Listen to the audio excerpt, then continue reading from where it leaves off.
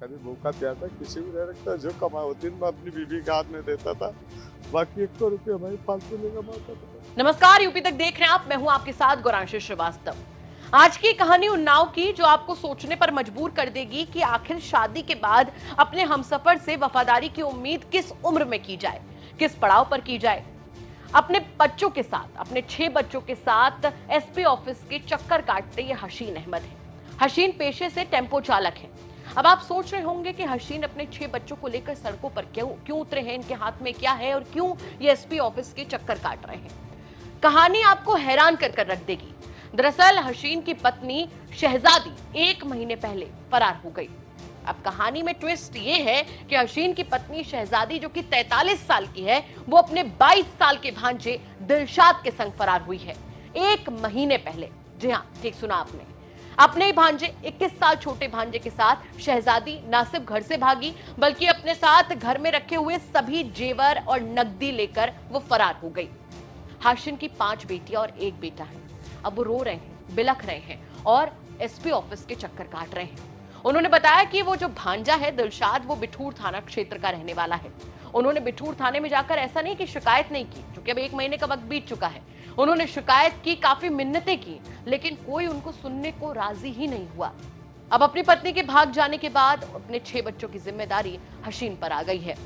बड़ी बात तो यह है कि हसीन के आंसू भी मानो सूख चुके हों। वो बेहद दुखी हैं, परेशान हैं और गुहार लगा रहे हैं कि उन्हें इंसाफ दिया जाना चाहिए। वजह ये थी साहब, मैं शादी में गया था, मुझसे 3 लड़ाई करी मेरी औरत। मेरा भांजा भी वहीं था। मेरा भांजा 1 महीना मेरे घर पर रुका रहा। वहाँ से पैसा ऐसा सब निकाल के चला हुआ। मैं इसको ढूंढते हुआ तो कहीं जेब चोरी नहीं है। चोरी ने हमने साहब पूरा ताला टूटा बक्से में। हमने पैसा भी निकाला। मेरी औरत जो पैसा जेवर बिटिया के थे वो अलग दरी। मेरी मम्मा के पुश्ती जेवर थे, सोने का टीका था, सोने का हार था, सोने 12 आने भर के बुनते थे, सब लेके।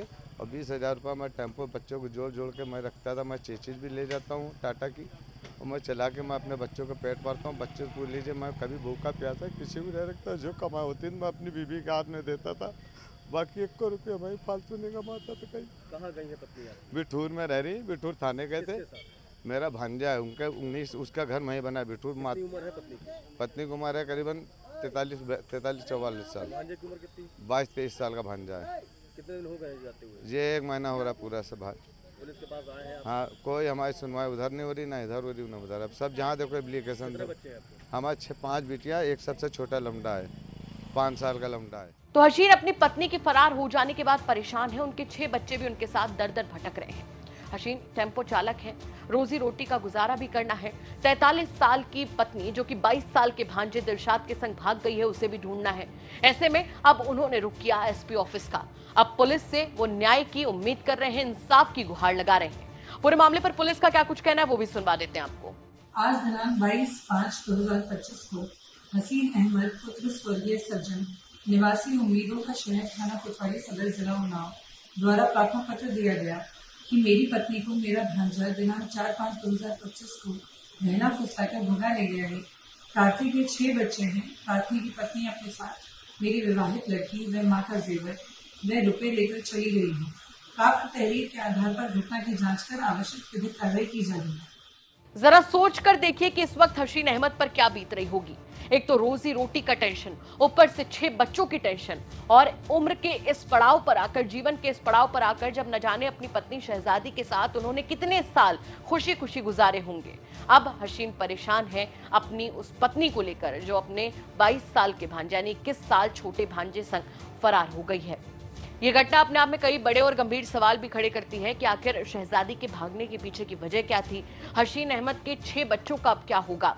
और बड़ा सवाल ये है कि अपने पीछे 6 बच्चों को लाचार छोड़ गई शहजादी को क्या अपने बच्चों की याद तक नहीं आई।